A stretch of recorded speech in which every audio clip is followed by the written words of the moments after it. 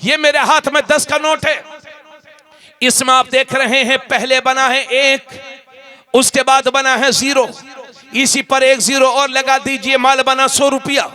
उसी पर 1 0 और लगा दीजिए, माल बना 1000। उसी पर 1 0 और लगा दीजिए, माल बना 10,000। 1 0 और लगा दीजिए, माल बना 1 लाख। 0 बढ़ाते रहिए, कीमत बढ़ती रहेगी, बढ़ती रहेगी, बढ़ती रहेगी, फिर इतनी बढ़ जाएगी कि क्वांटिंग से बाहर, शुमार से बाहर। अब एक काम कीजिए, इस शुरू में जो 1 है इसको हटा दीजिए, अब कितना बचा? 0 0 0 0 0। चाहे कटिहार तक 0 लगाओ फिर भी 0, चाहे कोलकाता तक 0 लगाओ फिर भी 0, चाहे दिल्ली तक 0 लगाओ फिर भी 0, क्योंकि इन 0 की कीमत इस इकाई के साथ है। अगर इकाई है तो 10 है, इकाई है तो 100 है, इकाई है तो 1000 है, इकाई है तो 10,000 है, इकाई है तो 1 लाख है। मुझे कह लेने दीजिए, गोया के इसी इकाई की तरह हमारा ईमान है। अगर ईमान है तो नमाज कबूल है, अगर ईमान है तो रोजा कबूल है, अगर ईमान है तो हज कबूल है, अगर ईमान है तो तस्बीह कबूल है, अगर ईमान है तो सब कुछ कबूल है, वरना सब कुछ फजूल है।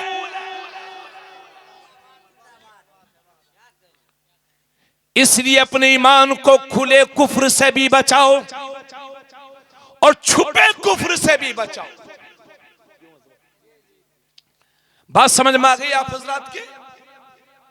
अच्छा, छोटी सी एक मिसाल और देख लीजिए।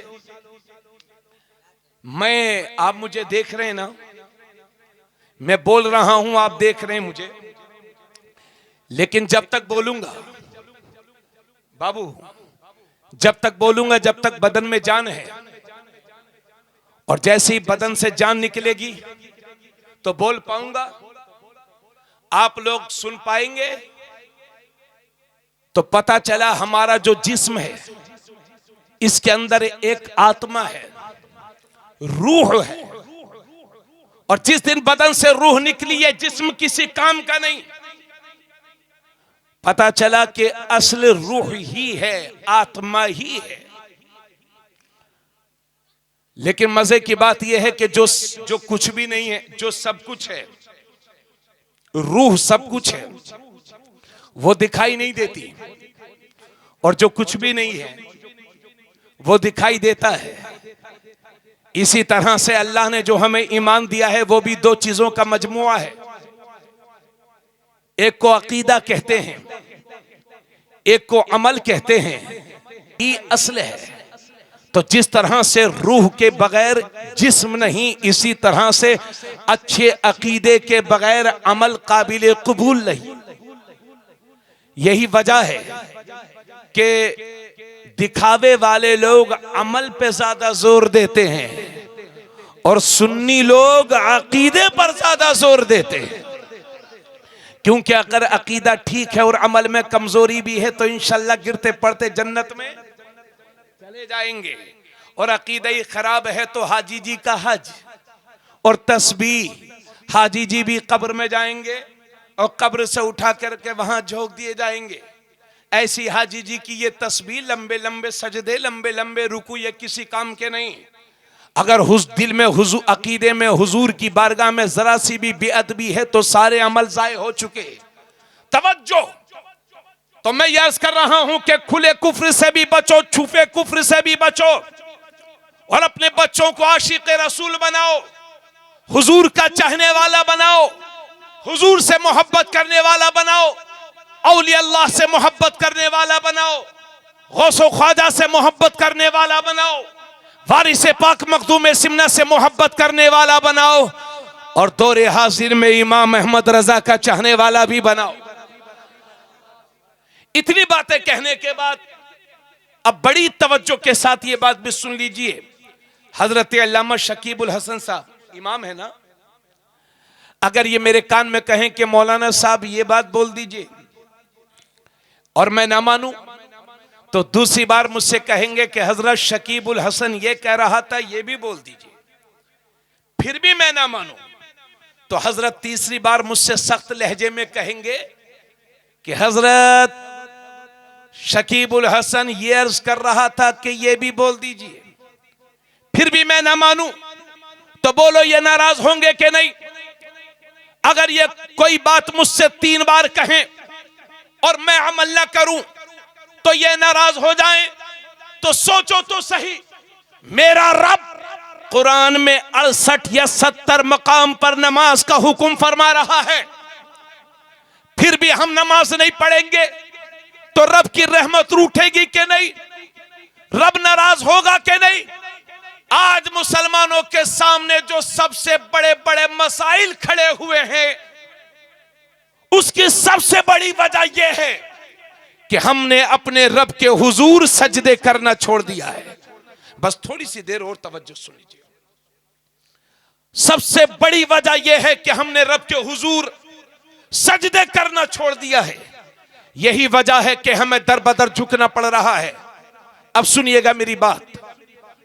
अल्लाह के नबी सल्लल्लाहु अलैहि वसल्लम ने इरशाद फरमाया कि जब तुम्हारे बच्चे 7 साल के हो जाएं तो उन्हें नमाज का हुक्म करो।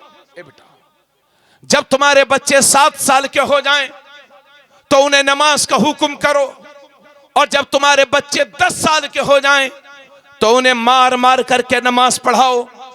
हालांकि ये उलमा जानते हैं कि 10 साल के बच्चे पर नमाज फर्ज नहीं होती, मगर इतनी ताकीद के साथ इसलिए हुक्म दिया जा रहा है ताकि जब बचपन ही से नमाज की आदत रहेगी तो बालिग होने के बाद नमाज छोड़ने का ख्याल भी न कर सकेगा।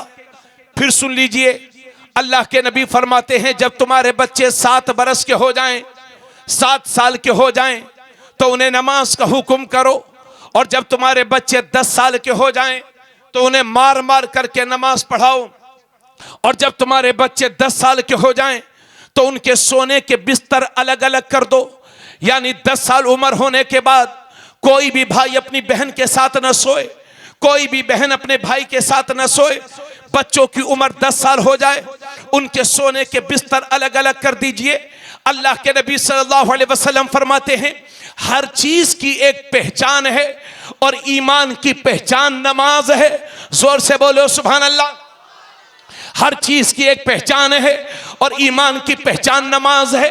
अल्लाह के नबी सल्लल्लाहु अलैहि वसल्लम फरमाते हैं जो सुबह सुबह बाजार की तरफ जाता है तो वो शैतान का झंडा लेकर के जाता है, और जो सुबह सुबह मस्जिद की तरफ जाता है तो वो अपने ईमान का झंडा लेकर के जाता है।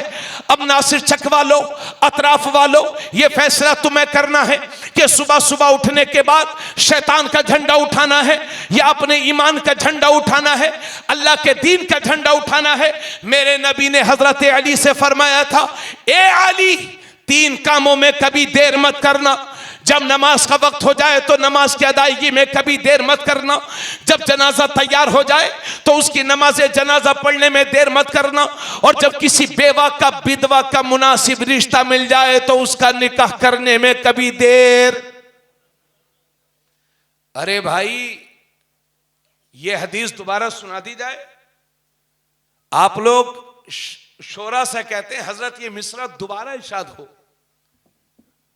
तो कभी कभी हदीस भी दोबारा सुन लिया करो। ये जिंदगी भर मिसरे ही सुने जाते रहे, तो दोबारा कह दिया जाए। बोलो दोबारा कह दिया जाए।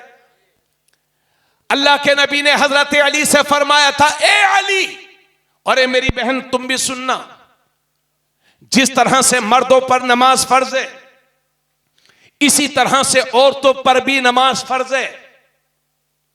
बालिगा होने के बाद औरतों पर नमाज फर्ज है, अलावा उन चंद दिनों के जिन दिनों में औरतों को माहवारी आती है, जिसकी कम से कम मुद्दत हमारे इमाम आजम अबू हनीफा हजरत नुमान बिन साबित, जिनकी निस्बत से हम लोग हनफी कहलाते हैं, इमाम आजम के मजहब में कम से कम मुद्दत हैज की 3 दिन है, ज्यादा से ज्यादा 10 दिन है।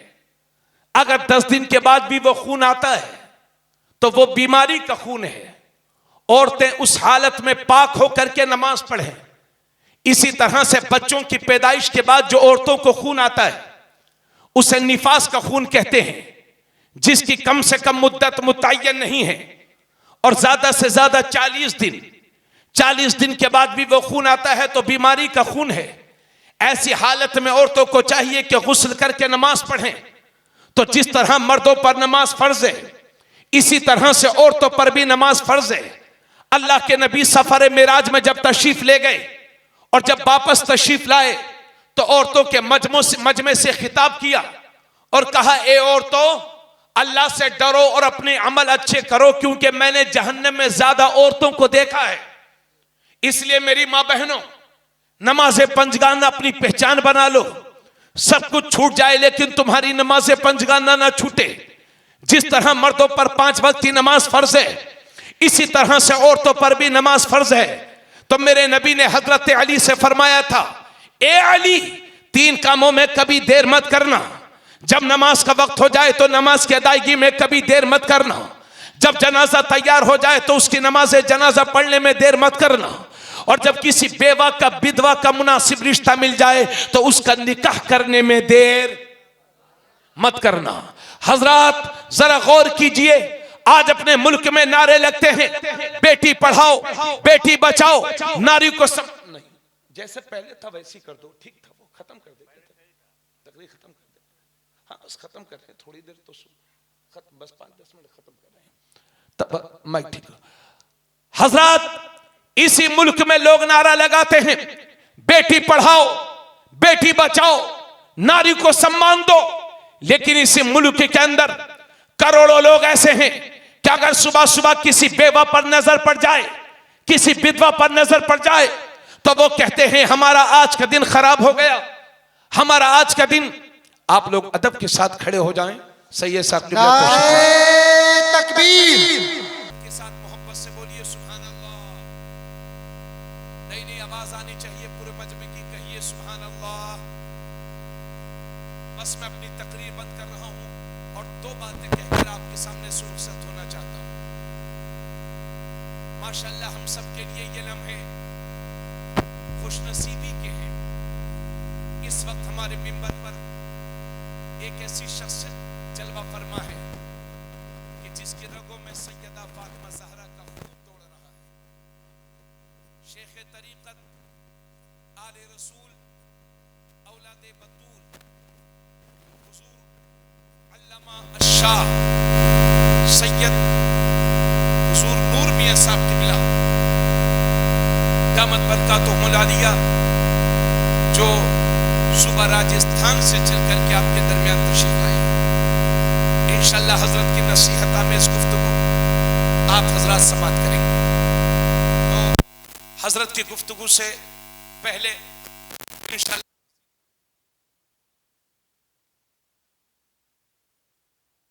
बस ये 2 बातें कह करके आपसे मैं रुखसत होना चाहता हूं। इसी मुल्क के अंदर मैंने वो हदीस सुनाई थी ना कि मेरे नबी ने हजरत अली से फरमाया था, ए अली, 3 कामों में कभी देर मत करना।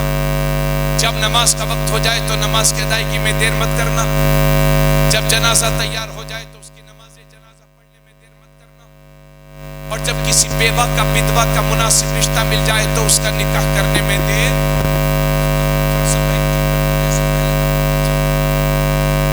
हजरात, मेरी बात को बगौर सुनिए। यह आखिरी लम्हों की गुफ्तगू और तकरीर का रिजल्ट। तो मैं ये कह रहा था कि इसी मुल्क में करोड़ों लोग ऐसे हैं जो नारा लगाते हैं, बेटी पढ़ाओ, बेटी बचाओ, नारी को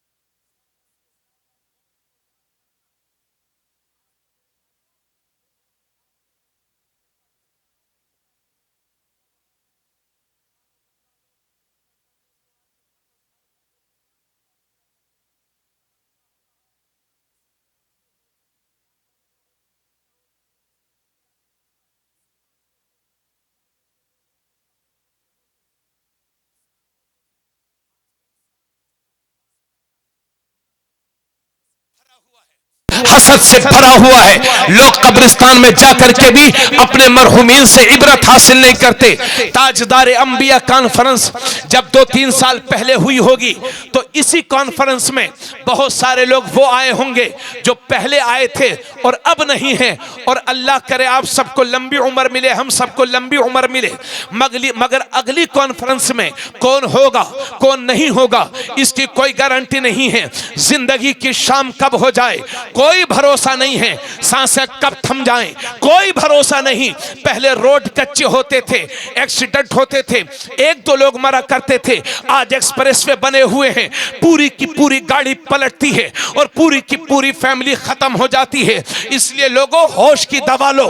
यहां कोई बंदा ऐसा नहीं है जो ये कह सके कि मैं हमेशा के लिए आया हूं। और ये मत सोचना कि मैं मर जाऊंगा तो पूरा नासिर चक मेरे ऊपर रोएगा। मैं कौन रोता है? ज्यादा से ज्यादा घर के 10-15 लोग रोते हैं। उसके बाद 10-15 दिन बाद उसी घर में बिरयानी बनती है, बेहतरीन खाने बनते हैं, लोग हमें भूल जाया करते हैं। इसलिए इस चक्कर में मत रहना कि हम हमेशा के लिए आए हैं। यहां कोई हमेशा के लिए नहीं आया है। हमेशगी अल्लाह को है। हम सब फानी हैं, बाकी रहने वाली जात खुदा की जात है।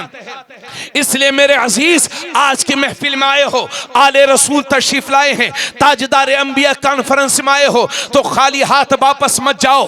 अपने गुनाहों से तौबा करके जाओ और कभी कभी कब्रिस्तान जाओ, इबरत हासिल करो। हजरत उस्मान गनी, ये मिशकात शरीफ में है, हजरत उस्मान गनी जब किसी कब्र को देखते थे तो कब्र के पास खड़े हो जाते थे और इतना रोते थे, इतना रोते थे, इतना रोते थे कि दाढ़ी आंसुओं से तर हो जाती थी। लोग कहते थे हज़रत आपके सामने जहन्नम का जिक्र होता है लेकिन आप इतना नहीं रोते, लेकिन जब कब्र को देखते हैं तो इतना क्यों रोते हैं? तो हजरत उस्मान गनी का जवाब सुनिए। फरमाते हैं ए लोगों, कब्र आखिरत की मंजिल में से पहली मंजिल है। जिसकी ये मंजिल खैरियत के साथ गुजर गई, आने वाली मंजिल है उसके लिए और भी आसान हो जाएंगी। इसलिए आए हो, खाली हाथ वापस मत जाओ। पुराने गुनाहों से तौबा करके जाओ, माजी के गुनाहों से तौबा करके जाओ, चेहरों पर सुन्नते मुस्तफा सजाओ। कितने बुजुर्ग हमारे बैठे, उम्र हो गई साल, मगर चेहरे पर दाढ़ी रखने की तौफीक नहीं होती। अरे भाई, खुदा को मुंह दिखाना है, चेहरे को सुन्नते मुस्तफा से सजाओ, अपने गुनाहों से तौबा करके जाओ और ये फैसला करके जाओ कि इंशाअल्लाह आज के बाद कभी नमाज नहीं छोड़ेंगे, इंशाअल्लाह आज के बाद नमाज पढ़ेंगे, इंशाअल्लाह जो नमाज़ें कज़ा, जो नमाज़ें छूट चुकी हैं उनकी कज़ा करेंगे, इंशाअल्लाह कभी किसी पर जुल्म नहीं करेंगे,